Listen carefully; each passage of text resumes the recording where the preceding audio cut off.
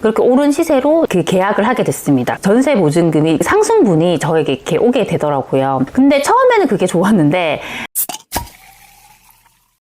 안녕하세요, 세비티입니다. 제가 최근에 이렇게 신문기사를 보다가 그 전세에 대한 내용이 좀 있어가지고 말씀을 좀 드리려고 합니다. 지금은 임대인, 임차인 모두에게 있어서 이 임대 시장도 정말 힘든 시장인 것 같아요. 그 이유가 임대인 같은 경우는 전세를 맞춰야 되는데 전세가 안 맞춰지는 것도 문제이고요. 만약에 공급이 이렇게 많아지는 곳들 같은 경우는 기존에 내가 계약을 했던 그 전세 가격보다 더 떨어질 수 있어요. 그렇게 되면 역전세가 발생합니다. 그러면 추가적으로 내 돈이 들어가니까 또 그런 부분에 대한 리스크가 있을 수 있어요. 임차인 입장에서도 또 무조건 좋은 건 아닌 것 같아요. 요즘에는 선택할 수 있는 전세는 많이 있긴 하지만 너무 그 전세 자금 대출 금리가 올라감에 따라서 전세를 사기보다는 또 월세를 살려고 하는 분들도 많더라고요. 그만큼 임대인, 임차인에게 있어서 다 힘든 시기가 아닌가라는 생각을 좀 많이 했습니다. 어떤 생각을 들었냐면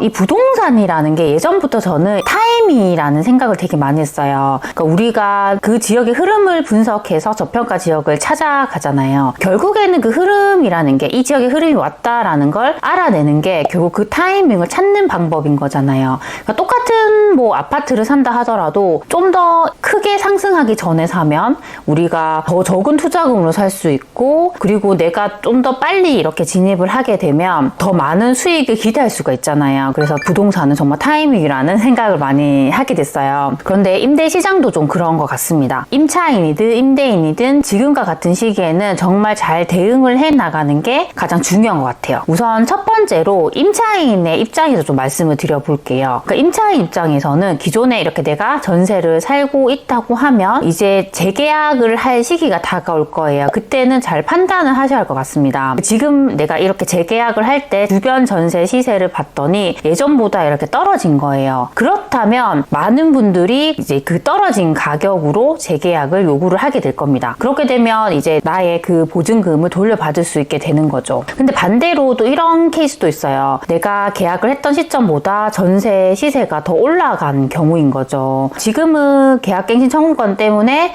기존 계약에서 5%까지밖에 못 올리긴 해요. 만약에 예전 같았으면 그 기존 내가 계약을 했던 그 전세 보증금보다 가격이 더 올랐으면 그만큼 내가 더 돈을 이제 줘야 되는 상황이 되는 거죠. 근데 지금은 계약갱신 청구권이라는 게 있잖아요. 그건 기존 계약에서 5%까지밖에 못 올리기 때문에 어떻게 보면 그런 부분에서는 좀 더 유리하긴 한 것 같아요. 그런 상황이라고 하면 아무래도 계약갱신 청구권을 써서 한 번 더 갱신을 하는 게 오히려 더 좋을 수 있습니다.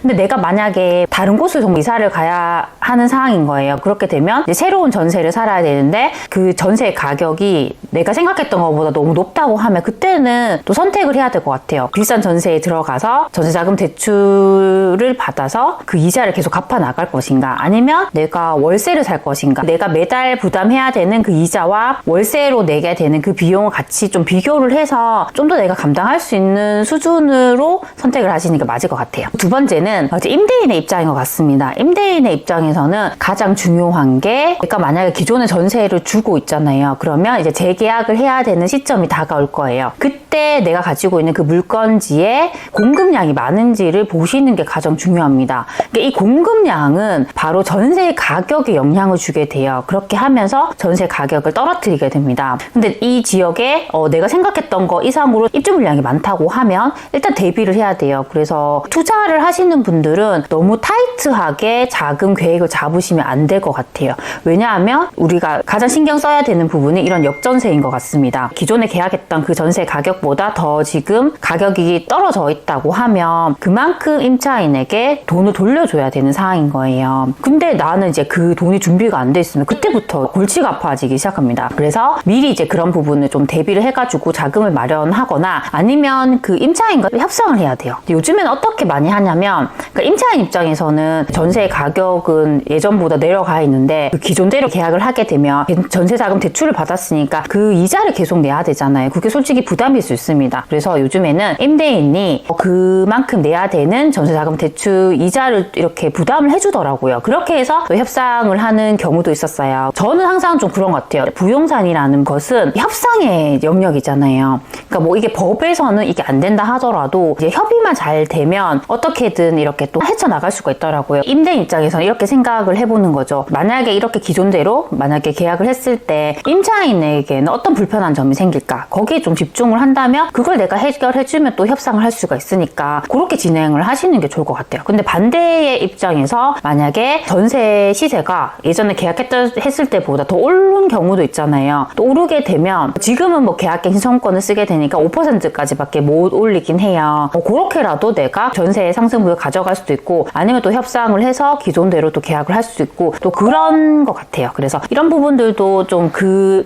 케이스별로 내가 좀 미리 대비를 하면 갑자기 그런 상황이 닥쳤을 때 좀 대비할 수가 있을 것 같습니다. 저도 이렇게 임대를 주고 있는 상황인데요. 예전에 제가 이제 처음에 이렇게 전세를 놨었는데 저희 세입자분이 갑자기 이제 직장 문제로 나가시게 된 거예요. 근데 그때 딱 전세를 맞추는 시기에 전세 시세가 더 많이 오른 상황이었어요. 그래서 그렇게 오른 시세로 이제 제 그 계약을 하게 됐습니다. 그래서 그렇게 하다 보니까 그 전세 보증금이 그 상승분이 저에게 이렇게 오게 되더라고요. 근데 처음에는 그게 좋았는데 어떻게 생각을 하면 어차피 그 돈이 제 돈이 아니라 그 세입자분이 나가게 되면 돌려줘야 되는 돈이잖아요. 그렇게 생각을 하니까 전세가 오른다 하더라도 그걸 재투자할 수도 있지만 또 나중에 갑자기 나갈 상황이 발생할 수 있기 때문에 또 여윳돈을 우리가 마련해 놔야 되잖아요. 그렇게 생각을 했을 때 또 마냥 이게 또 전세 시세가 오른다고 좋은 건 아니다 이런 생각도 많이 했습니다. 그래서 이제 임차인과 임대인 분께서는 항상 이런 부분에 대한 좀 대비를 좀 하시는 게 중요할 것 같아요. 그리고 가장 중요한 게 저는 항상 여러 번 강조드렸지만 그런 부분인 것 같아요. 가장 중요한 부분은 임대인과 임차인의 그 관계를 잘 해나가는 게 가장 중요할 것 같습니다. 제가 임차인으로도 살아봤고 지금 임대인으로도 살고 있잖아요. 그렇게 하면 서로 이렇게 부탁을 해야 되는 상황들이 많이 생기더라고요. 제가 임차인일 때는 그 못 하나 박는 것도 되게 눈치가 보여가지고 이제 임대인 분들께 이렇게 얘기한 적도 있었고 또 제가 임대인이 되어 보니까 만약에 제가 그 집을 팔게 됐을 때 그러면 이제 임차인에게 부탁해서 그 집을 또 보여드려야 되고 만약에 하자가 발생했을 때 그때도 임차인에게 부탁해서 하자 보수 신청을 또 해야 되잖아요. 이제 서로 이제 그런 것들이 있더라고요. 그래서 저는 너무 사무적으로 이제 뭐 이런 뭐 임대인과 임차인 관계를 가져가기보다는 그냥 제가 좀 더 해드릴 수 있는 게 무엇인지 좀 생각을 해보고 그걸 제공을 해드리면 임차인 입장에서도 되게 고마워하시고 되게 협조를 해주시려고 하더라고요. 그래서 여태까지 저희 이제 임차인 분과의 관계에 있어서는 항상 그 관계를 좋게 하다 보니까 제가 이제 갑자기 힘든 상황이 생겼을 때도 되게 많이 도와주시게 되더라고요. 이렇게 어려운 시기일수록 임차인과 임대인 분 간의 관계를 잘 해놓으시면 나중에 또 힘든 상황이 발생했을 때 서로